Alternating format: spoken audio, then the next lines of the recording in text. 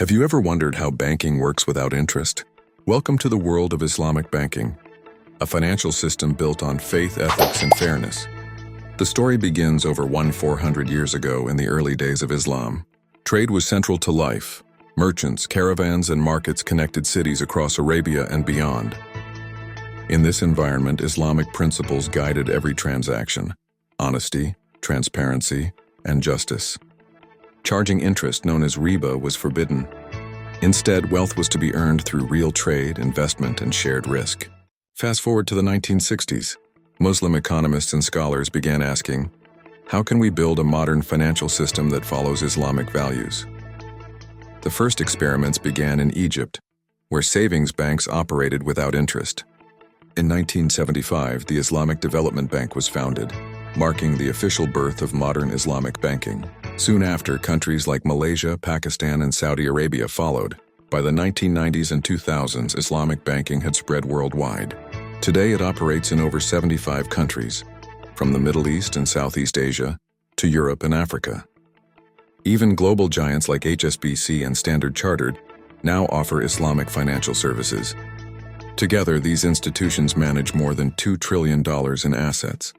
But how is Islamic banking different from conventional banking? The key lies in its principles. There is no interest or riba. Profit is made through trade, leasing, or investments, not from charging interest. There is risk sharing. Both the bank and the client share in profit and loss. There is ethical investing. Money cannot go into industries like alcohol, gambling, or anything considered haram. And every transaction must be tied to a real, tangible asset. Islamic banks use special contracts that reflect these values. Murabaha: the bank buys something you need, then sells it to you at a set profit with no hidden interest. Ijara: a leasing system, where the bank owns the asset and leases it to you. Mudraba: a partnership where one party provides capital and the other provides expertise and profits are shared. And sukuk: Islamic bonds backed by real assets rather than debt. Today, Islamic banking continues to grow, offering an alternative system rooted in fairness, transparency, and shared prosperity. It proves that finance can be ethical, responsible, and still successful. But what does this look like in real life? Let's look at some real-world examples of how Islamic finance is shaping economies around the world. In Malaysia, Islamic banking is part of everyday life. Nearly half of the country's financial system follows Sharia principles. If someone wants to buy a home, instead of taking a traditional mortgage with interest, they use a murabaha or ijara agreement. The bank purchases the house, then sells or leases it to the customer at a pre-agreed profit.